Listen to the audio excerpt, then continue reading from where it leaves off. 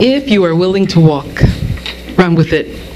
This morning I'm going to be sharing a message and a four-step process for healing and for becoming aware of God's blessings in our lives, which comes from the story where Jesus heals the paralytic in the 5th chapter of John, verses 1 through 9. But I'd like to start with a story first.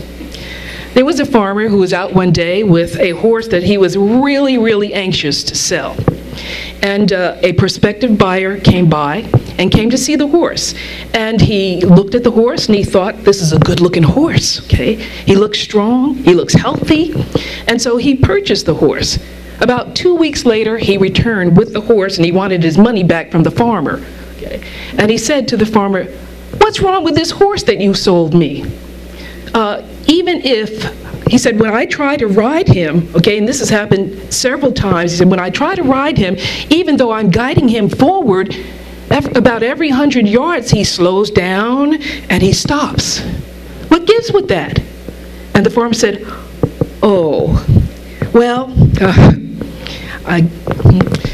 actually, he's so afraid that you're going to say, whoa, that he stops. He's afraid he's going to miss it, and he stops to listen.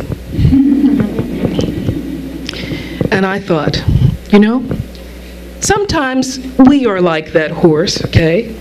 And it really isn't God saying woe to us. It's us saying woe to ourselves, saying woe to our good. Now, I don't want you going home and saying that the minister called me a horse today. That's not what I mean. Okay? But I am saying that sometimes we're not even aware of it, that we say no to God's good and we close a door of possibilities. We are woeing, W-H-O-A-ing ourselves. I don't know if it's a word, but you know what I mean by it. We woe ourselves when we refuse to give up limiting thoughts, attitudes, beliefs that we hold about ourselves and hold about other people, as well as, the negative reacting to situations in life.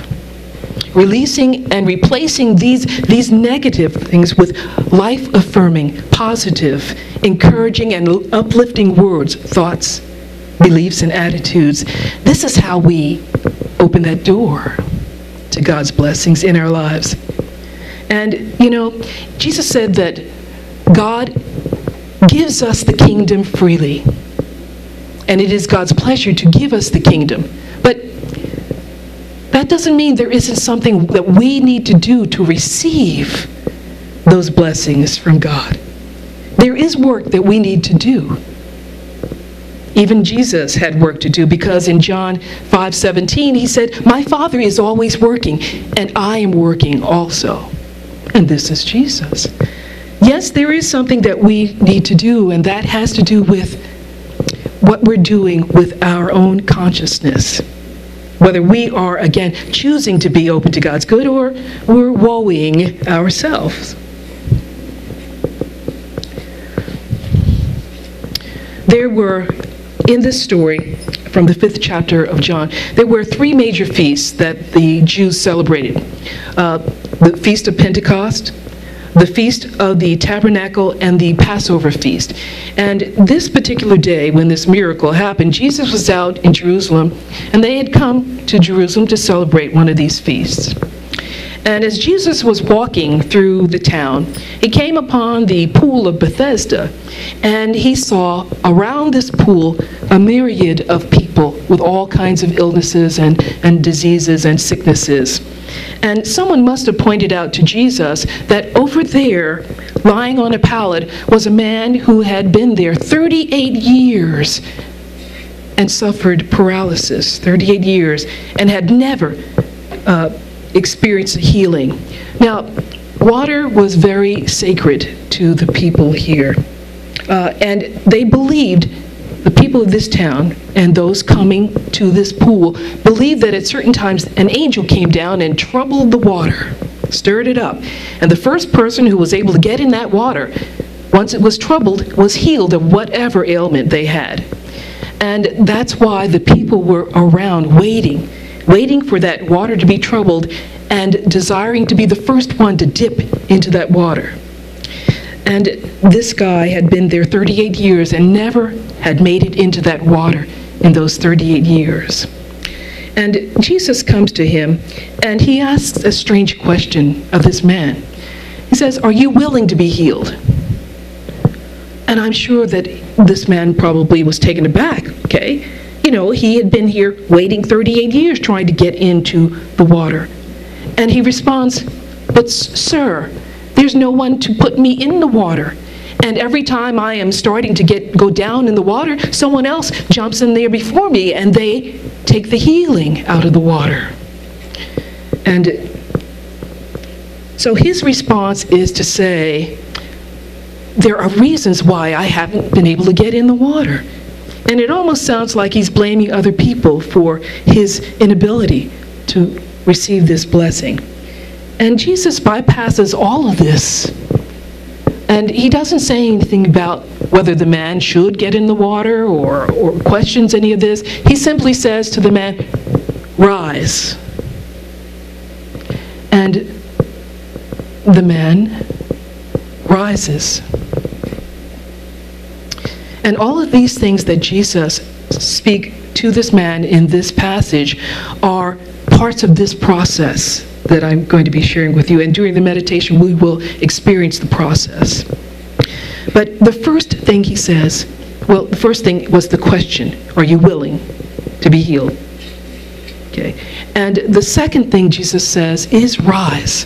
Now, rise is an interesting word, okay? And I'm remembering the song by Andra Day that I think we shared here one time, "I'll Rise Up." And we just had Easter where Jesus rose from the dead, the cross. And here, Jesus is telling this man who has been paralyzed 38 years, he's been in this condition. And it's interesting to me that when Jesus says rise, he doesn't question. He doesn't hem and haw, okay? He gets up.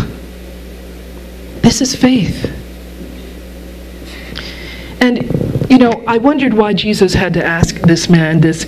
And I thought, it's probably because Jesus knows that sometimes when we're dealing with a difficult situation for a long time, we get weary. Sometimes we get discouraged, okay? Sometimes we can't see the end point. We can't see the light at the end of the tunnel, and we give up. We lose hope. And this man did not. Now, 38 years for us is nothing, but 38 years for them, they didn't have our healthcare system. Okay? So 38 years was a long time for them and for this person to be experiencing this paralysis. And so we move to the third word that Jesus speaks to this man. And the man stands. And the next thing Jesus says is a curious thing. Because right now, this man is ready to go. He's doing what he's standing, okay? He's ready to walk. But Jesus does not release him. He says, pick up your bed. Pick up your pallet. So, indicating that there is something more to be done. What is the pallet? Okay. We can think of the pallet that this man laid on as any situation in his life, or let's think of it as ours, any situation in our lives that we are dealing with that weighs us down, that has us laying down on the opportunity to experience God's good. And this pallet, all that he could do was lay upon it. And Jesus says, take it up, and indicates that he should take it with him. I am certain that if it were me, I would want to leave that behind. I don't want any memories of my paralysis, and I want to be free, and I want to go. But Jesus tells him specifically, take up your bed. And the last thing Jesus tells him is, walk.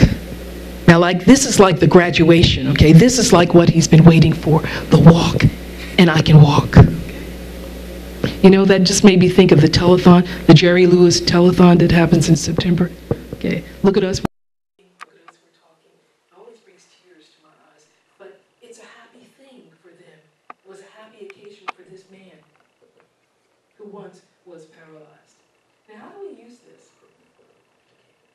I wanted to share a personal experience with you. When I was 31 years old, okay, my mother passed away. She was 64, and she'd had a heart condition. But that year, in 1984, she passed in December 1984, that year was probably one of the most difficult years of my life. I was working a job and also going to school, Newark, New Jersey, where I was raised. And I had both off. School was out, and I didn't have to go to work that day. My mother asked if I would drive her to the hospital, Beth Israel Hospital, and so that she could see a friend who was there. And I told her that I would take her, and I drove her up, and I waited downstairs in the lobby, and she supposedly went up to see her friend. And I waited for her return and waited, and then the visiting hours were over, and my mother did not return. And I got very concerned about it, but I didn't know how to check on her. I didn't even know the friend's name whom she was visiting, or what floor it was on. And I was getting a bit worried, and then I heard someone over at the desk say Banks. And I immediately jumped up to go because they were referring to my mother. And they told me that my mother had, an intern had found her on the floor in one of the hallways. Her heart had stopped, and he started her back and brought her back to life. And they said, had this happened anywhere else, she would not have lived. But she was right in the hospital, and this intern was walking down that hall where she lay and brought her back. We were so grateful. My mother did suffer loss of the short-term memory. She could remember things from years ago, ages ago, but she would not be able to hold anything that was happening or anything that was told to her in the last 5 or 10 minutes. It was very difficult, especially for my dad, okay? Doris was the invincible one. Doris was the mechanic. Doris was the doctor, Dr. Banks, okay? And he depended on her quite a bit, and I didn't realize that until this happened, and saw how he was having a difficult time responding to this. She did recover some of that short-term memory back during that year. But what was difficult about that year was, after this happened, my mother had had a heart condition, I guess, for all of my sisters and my growing up. She had rheumatic fever as a child, and that often resulted in heart conditions. And her heart was enlarged, and she had open heart surgery to replace a leaking valve at one time. And after this incident, she was put on even more medication. So I was kind of the major caregiver there. My twin sister got married and moved to Pennsylvania, and middle sister got married and moved to Freeport, New York. Deborah got married and moved like 4 blocks away, but I was still in the first floor apartment of our family home. So it was me, and I was happy to do it. But my difficulty was that the doctor specifically said, now Doris, because my mother was a smoker. She and Dad smoked Chesterfield Kings. Don't know if you're familiar with those. Those were some mean guys, I understand.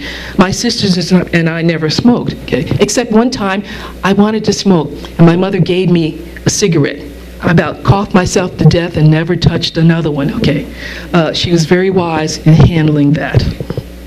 But the doctor said, Doris, you've got to stop smoking, okay? You have an enlarged heart, and now you've had this, and your body, your heart is having a difficult time pumping that blood with oxygen through your body, okay? You must stop. And my mother refused to stop smoking. This was the difficult part for me. I was home. I was running her to the doctors and the labs and the blood work, and it was a constant thing because the medication that she was on, she eventually went on some experimental drug as well. Had to be tested and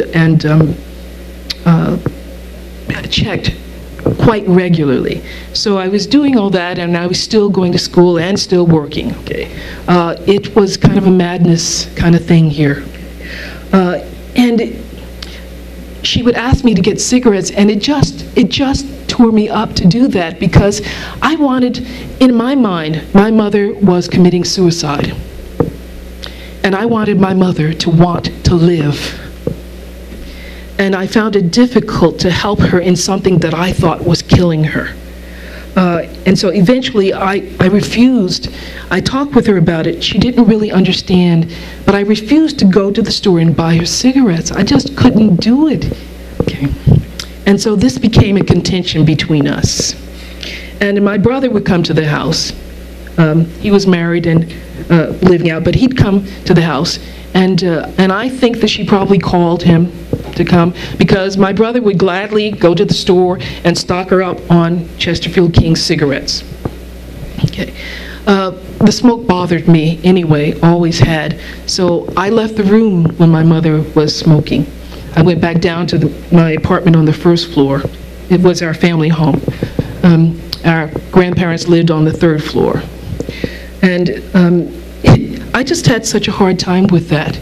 And I began to feel resentful of this fact. I began to get angry at my brother for getting these cigarettes that I thought, they're killing my mother, okay? They're killing your mother, okay? And I wasn't seeing it from any other perspective but my own.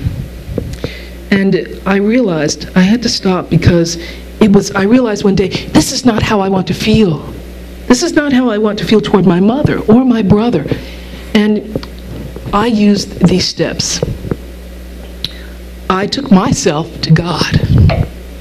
I hauled my butt to God, okay?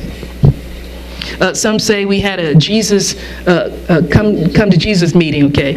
Well, we had to, okay. We did have such a meeting.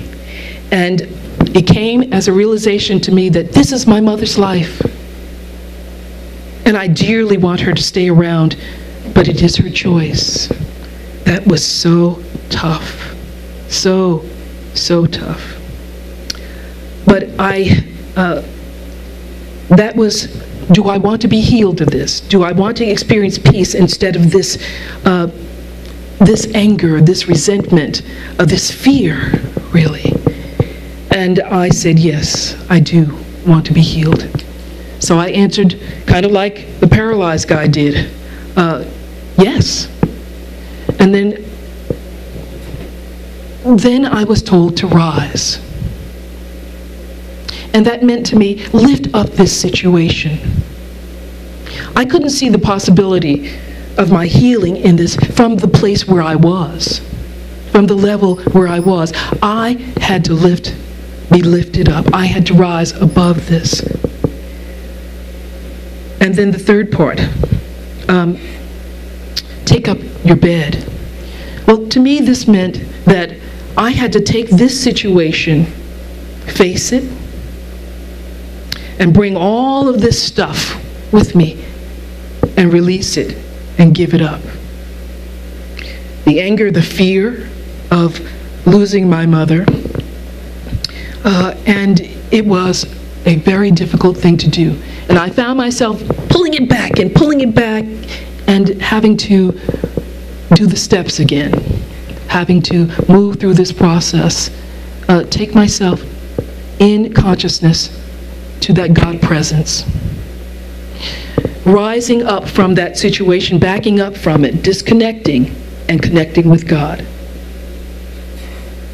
3, taking up my bed and all this stuff, okay, going on, and my habit, my tendency to trip back into this, okay, I had to take that up. I had to work with it. I couldn't run away from it. I had to take it up and deal with it. And then walking. And that walk became a day-by-day kind of thing, okay? My brother would come, and he's got stacks of the cigarettes again, and I'm beginning to feel this way again and realize I've decided to follow divine guidance. I've decided to release this, and if I have to keep doing it and releasing it over and over, I will. But eventually, I found a place of peace. I considered that I was healed. My mother, on the other hand, the next year, when I was in ministerial school in 1984, I was just ending my first year, going into the second year, I got a call that my mother had passed away.